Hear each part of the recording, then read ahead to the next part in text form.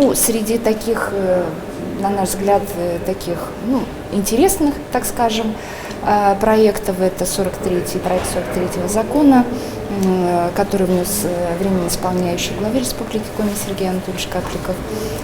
И он касается темы. Месяц назад мы приняли закон, который приостановил действие статьи, которая определяет для должностных лиц, для лиц, занимающих госдолжности, точнее, при выходе на пенсию по собственному желанию, выплаты, так скажем, выплат, которые в размере 10 месячных должностных окладов определены. Это касается также выплаты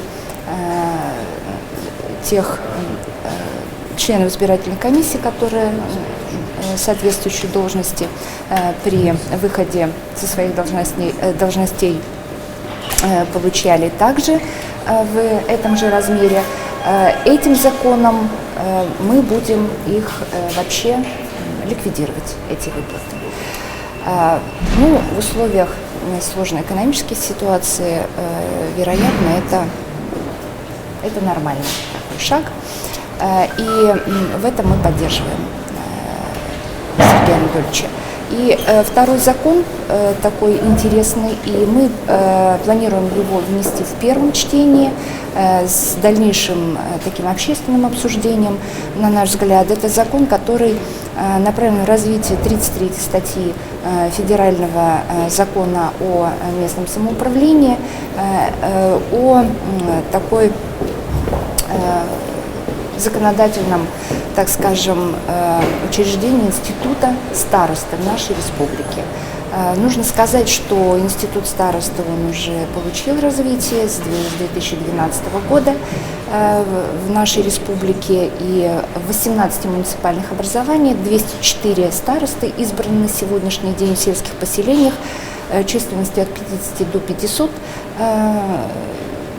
человек, проживающих в этих населенных пунктах, и он, безусловно, направлен на активизацию граждан, более активное участие граждан в местном самоуправлении. И в этом законе, фактически этот закон, мы считаем, будет эффективным с той точки зрения, что он подтверждает практику, уже существующую. И в этом законе мы прописываем, во-первых, статус старосты, да, дается определение старосты, и формы избрания старосты, рамочные полномочия, которые могут быть развиты при принятии нормативно-правовых актов самого собственного муниципального образования, система возможной поддержки, в том числе компенсационной поддержки деятельности старост, формы отзыва старосты с, так скажем, прекращением деятельности старосты. И, конечно, этот закон, он ни в коем случае не регламентирует, так скажем, например, обязательность избрания старосты в том или ином населенном пункте. И, как мы всегда говорим при встречах с муниципалами, заинтересованными, так скажем, лицами, общественниками, что в каждом конкретном случае принимается такое свое абсолютно конкретное решение. Если есть необходимость, еще раз хочу подчеркнуть, что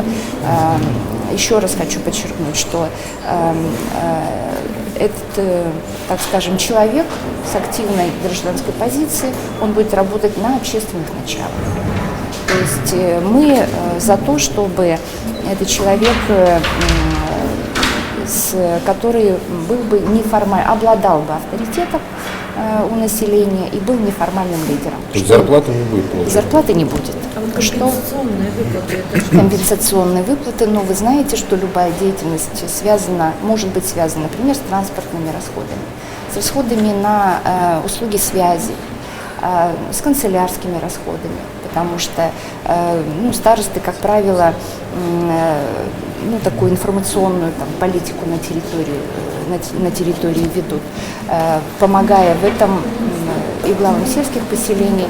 И в этом законе прописано, что и органы государственной власти, и органы местного самоуправления в рамках своих полномочий должны оказывать содействие деятельности старост. Это будет выплаты по факту или какая-то сумма определена? Мы предписали, опять же, понимая, что в каждом отдельном случае есть своя специфика, в каждом районе есть своя специфика, мы предоставили право муниципальным образованиям разработать свою нормативно-правовую базу, которая бы регулировала деятельность старост, и в том числе систему поддержки и компенсации. А что входит в рамочные полномочия? В рамочные полномочия входит помощь, так скажем, в реализации деятельности глав сельских поселений. Это прежде всего представление интересов населения, проживающих на территории сельского поселения, где избран староста. Это постановка проблем, возникающих на территории, и непосредственной коммуникации с органами местного самоуправления, прежде всего с главами сельских поселений. Это помощь в организации информирования, разъяснения норм законодательства, например, норм нормативно-правовой базы территории муниципального образования конкретного. Это содействие в осуществлении системы оповещения при чрезвычайных ситуациях, при пожарах, и, конечно, в части полномочий, которые непосредственно